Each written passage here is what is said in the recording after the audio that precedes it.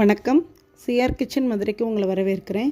இன்றைக்கி நாம் தக்காளி சாதம் செய்ய போகிறோம். இதுக்கு தேவையான பொருட்கள் என்னென்னு பார்க்கலாம் வாங்க. தக்காளி பழம் 4, 2 பெரிய வெங்காயம், 2 பச்சை மிளகா, கொஞ்சம் 1 இனுக்கு கருவேப்பிலை, கொத்தமல்லி, புதினா, 2 ஸ்பூன் தயிர், பட்டை, கிராம்பு, ஏலக்காய், பிரிஞ்சி இலை, சோம்பு, ஜீரகம், இது நம்ம தாளிக்கிறதுக்கு எடுத்து வச்சுருக்கோம். இஞ்சி பூண்டு பேஸ்ட், தனி மிளகாத்தூள் 1 ஸ்பூன், அரிசி 1/2 கிலோ. அது பச்சரிசியாக புழுங்கரிசியாக அது உங்களுக்கு விருப்பமானதை நீங்கள் எடுத்துக்கோங்க. வாங்க எப்படி செய்வோன்னு பார்ப்போம். இப்போ பாத்திரத்தை சூடு பண்ணிவிட்டு தேவையான அளவு எண்ணெயும் 1 ஸ்பூன் நெய்யும் ஊற்றுறேன். இது கூட நம்ம தாளிக்கிற பொருள் போட்டுக்கிறோம்.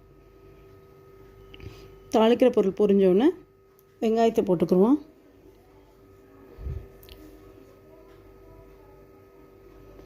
வெங்காயத்தை நல்லா வதக்கி விட்ருங்க. இப்போ பச்சை மிளகாயும் கருவேப்பிலையும் சேர்த்துப்போம். இது கூட இஞ்சி பூண்டு பேஸ்ட்டும் நீங்கள் சேர்த்துக்கோங்க.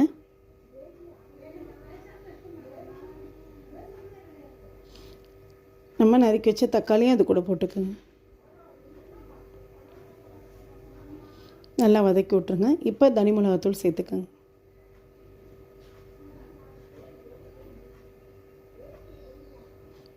இப்போ தேவையான அளவு உப்பு, இது கூட 2 ஸ்பூன் தயிரும் போட்டுக்கோங்க. இதையும் நல்லா கிளறி விட்ருங்க. புதினா, கொத்தமல்லி இது கூட போட்டுருங்க.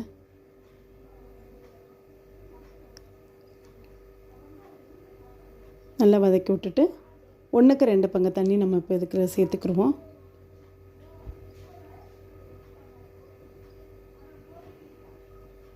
தண்ணி நல்லா கொதி வரட்டும்.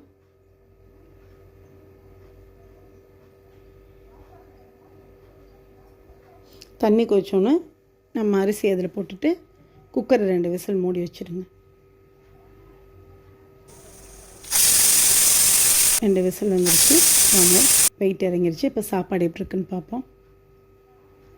நீங்களும் ட்ரை பண்ணி பார்த்துட்டு எப்படி இருக்குன்னு எனக்கு ஃபீட்பேக் சொல்லுங்கள். இது கூட நான் காளான் ஃப்ரை போட்டிருக்கேன். அதை இன்னொரு லிங்க்கில் நான் உங்களுக்கு போஸ்ட் போடுறேன். சிஆர் கிச்சன் மதுரைக்கு லைக் பண்ணுங்கள், ஷேர் பண்ணுங்கள், சப்ஸ்கிரைப் பண்ணாதவங்க சப்ஸ்கிரைப் பண்ணுங்கள். தேங்க்ஸ் ஃபார் வாட்சிங்.